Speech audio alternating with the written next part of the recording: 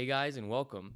I'm going to be reviewing every Halloween movie in this new trilogy each day leading up to Halloween Ends, meaning that I'll be starting with Halloween 2018. And by the way, please excuse the backdrop and the fact I'm on my couch. Just moved and trying to get a backdrop together. We're working on it, and I think it's going to be pretty cool. It's going to be a huge improvement over my old just shelf with some movies on top. But for now, please excuse this. This is just a temporary thing until I get my backdrop set up. And this probably will contain small spoilers since it's been out since 2018. I figured I can talk about a few specific things. I'm gonna try not to spoil the whole movie or anything, so it'll probably just be small spoilers if anything. Now, I'm a huge fan of the Halloween movies. I obviously love the first one.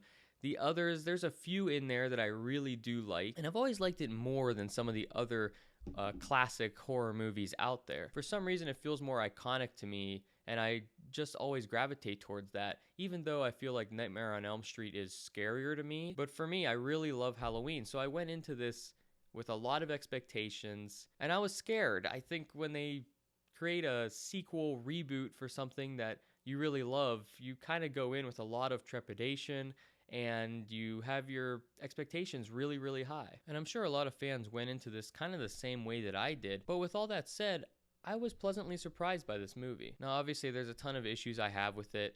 I think most fans do, but especially when you compare it to some of the other Halloween movies we've gotten. I would say this is a pretty solid entry and a successful reboot. To get into specifics, I'd say that Jamie Lee Curtis as Laurie Strode was the best part of this movie. Not only her amazing performance, but also sort of the way that they set her character up. And this is the official sequel to the original movie, which I was really, really happy about, and also put a lot more pressure on this film, by the way. But what it did was it did a great job of giving Laurie something really powerful to grow her character, make her a lot stronger. They show that she's basically been preparing for the inevitable return of Michael Myers since that original film. It reminded me a lot of Terminator and one of my favorite characters of all time, Sarah Connor, because just the way that she's preparing and she grew and became so much stronger and is sort of facing this unstoppable force. It reminded me a ton of Terminator, and I really appreciated that about this film. I've heard some people say that as a negative thing, but I mean, personally, I think that was a great route to go, and that was one of the biggest strengths of this movie. And any time that Jamie Lee Curtis was on screen and her story was full steam ahead, it was the best parts of this movie. And there were many moments in this film that I thought built suspense and will be very satisfying for fans because it's so reminiscent of that first movie. And even just the way that Michael Myers looks, I think this is probably my favorite he's ever looked, with the mask and the grimy dirtiness all over the mask. I think it's great. I can't imagine a fan being upset by that, especially when you look at what we've gotten before in the past.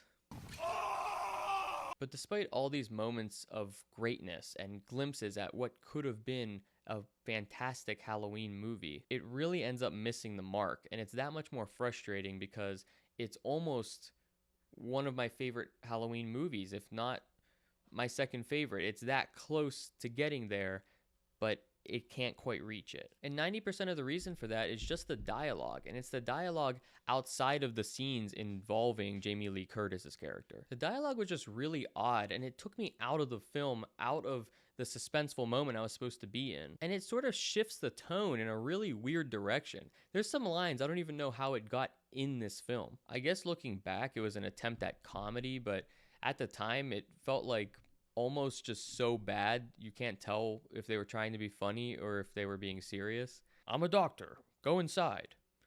What does that even mean? Aw, man, there's peanut butter on my penis.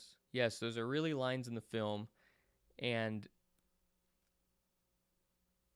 I don't know. And just in general, there's this whole storyline that really doesn't make any sense why it's even in the movie. It's this whole high school relationship drama, and the dialogue for them is pretty much talking about relationships, getting high, having sex. I mean, it was like, I don't care. You're making me not care about literally anybody in this film except Laurie Strode and I guess her granddaughter. And those are the parts I really don't think were trying to be funny. I guess maybe they were trying to appeal to teenagers, but why? How about just please, like, get rid of that part. I think if they removed that and gave us more screen time with Laurie Strode and her daughter's storyline, I think that would have been a much better play and would have probably made this movie significantly better. The whole storyline with her daughter is really interesting. It's about how her mother, Laurie Strode, basically trained her entire life to prepare for the return of Michael Myers and the effect that had on her. We really didn't get enough of that. We got a few scenes regarding that, but it would have been a lot better again if they would have given us more time with that story, less with the high school stuff. There's also something that happens later in the film. There's basically a character choice made that makes absolutely no sense. Even upon rewatch, it doesn't make sense to me. I don't know why they went ahead and did that. Michael Myers' doctor basically decides that he's gonna become a murderer out of nowhere. There was no build up to that at all. No character development in any way other than a few comments that I guess they were trying to foreshadow that was going to happen. Basically, Michael Myers gets hit by a police car, and the police officer gets killed by Michael Myers' doctor. And I guess they were trying to make it this thing where the doctor was seeing what it feels like to kill and what it feels like to be Michael Myers, and it just was so stupid. And the doctor decides to put on Michael Myers' mask and pick him up and put him in the car, and he threatens this young girl's life basically, and it's so stupid. I don't understand why they did that. It cheapened the movie in one scene. I mean, it was so bad. I can't imagine someone appreciating that scene or understanding it, because really, again, there was no build up. Again, I think maybe that could have been something interesting if they had sort of fleshed out this character a little more.